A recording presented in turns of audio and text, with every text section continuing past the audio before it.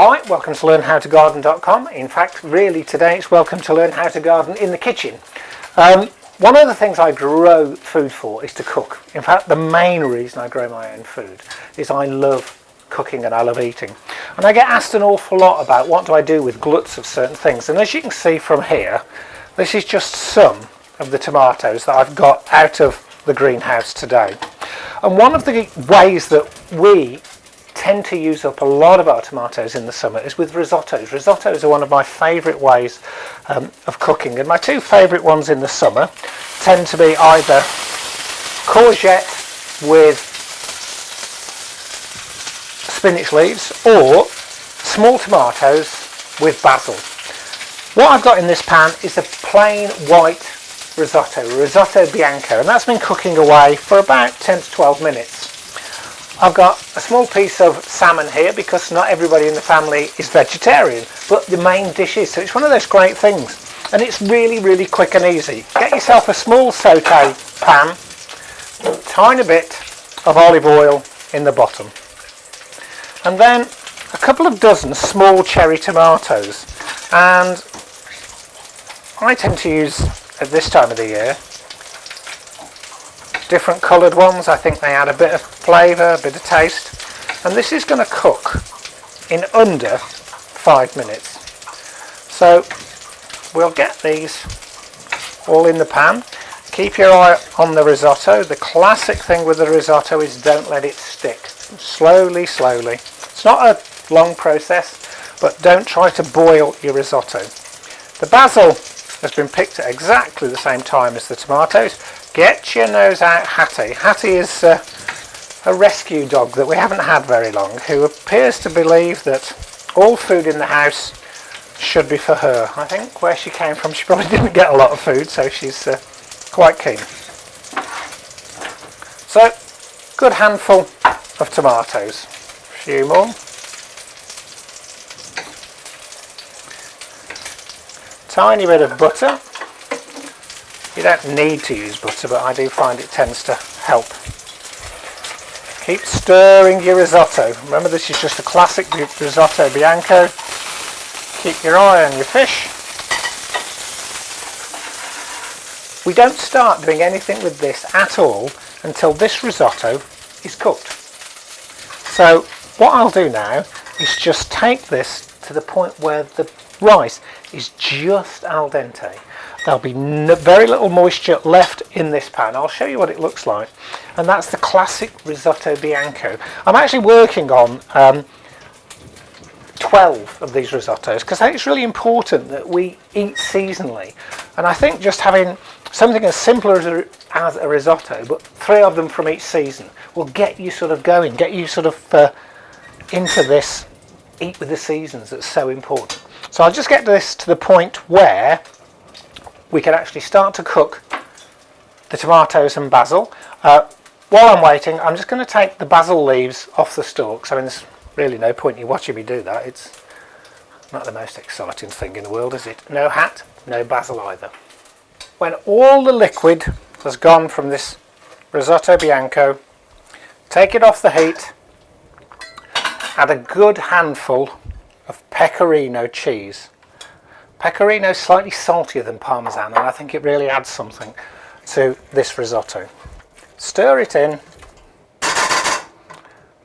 pop the lid on, and just leave it to settle. It's one of those things that it needs to sort of sink back into itself, absorb some of the moisture. Take your tomatoes, pop them onto a medium heat, pop the top on. Remember, there's a tiny bit of olive oil in here, a tiny bit of butter, glass of wine. One of my main reasons for enjoying risotto is you actually add white wine at the beginning, so the bottle's open, so they can't accuse you of opening it just to cook with. And just gently start to move these tomatoes around. We're trying to sweat the tomatoes. We're not trying to cook them as such. We're trying to sweat them and soften them slightly, so they're not going into the risotto raw. But what we don't want is fried tomatoes. So you get this slight sizzle is about right.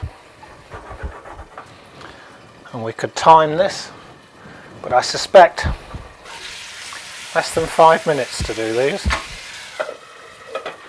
And as they gently soften, they're releasing their juices. And although they're multicoloured, there are slight variations in flavour, which again I think adds to the finished dish. But they're actually releasing those juices into the oil and butter mix. And the reason there's butter in here is normally at this point in a risotto you'd actually put some butter in just to sort of loosen it up, to richen it, to glaze it so it starts to really shine. I know some people have a real downer on butter, but I think, like sugar and all of these things, your body's designed to deal with full fats, full sugar, all of that. Much better than half fat anything, I think. It's just a personal opinion, you know. I'd rather go to the gym and exercise and eat everything with real taste than have everything with no taste and sit on my backside all day. Well, I heard a wonderful description from a friend of mine who's a gardener recently, and I go to the gym most mornings, and Ben said to me that he doesn't use the gym because he has a green gym that he works in. You shouldn't be here, you've been told not to be. Get down, come on out. If anybody's watching from anything to do with, it's not health and safety, is it? I don't know what it is. There's probably some sort of government department that says I can't have a dog in my own kitchen. Not that that's going to actually make a lot of difference, really. So just keep working this round so they're gently softening. And the liquid from the tomatoes, that liquid that's held in the skin and that liquid that is around the actual tomato seeds is slowly being released, but we're not cooking it. Been in here 2 minutes now, probably another 2.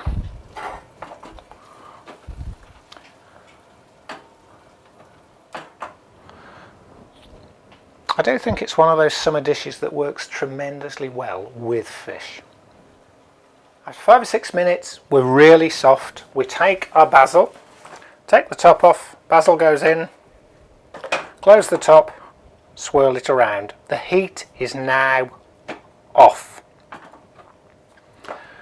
Take your spatula and just work that basil gently through. You can start to get the aromas off that basil straight away, the bits that drop out, because I'm obviously not that great at this. Take your risotto, serving bowl. The risotto just comes out into the bowl, and look, it's already thickened up. This will go onto the middle of the table. Everybody can serve themselves. Far and away the easiest. Take your tomato and basil mix, spoon it in with all the juices, gently fold it in as though you were folding a souffle so that you don't break up all of those tomatoes. You don't want to beat this to pieces, but what you do want is to get that colour through, and you'll find that lots and lots of colour in here. And if you're not used to risottos, they can look a bit porridgey, but it's comfort food, isn't it? This is sort of the sort of food that you eat because it tastes good, not because it's a picture on a plate. You know, if you want food smears, they're probably in the kitchen to look. Once we've mixed it all together, I'll just show you how I present it. It's dead easy. Simple white plate. Nice mix of colours. I mean, the colours really are just there for effect, aren't they? Grab my salmon, which means I need my tongs. And that is one of the quickest, simplest, tastiest summer risottos you can do. Great for vegetarians because they can tuck into this. If you've got carnivores in the house, and in this house of 6 people, half of them are, fish works really, really well with that sort of licorice-ness of the basil and that sweetness of the tomatoes.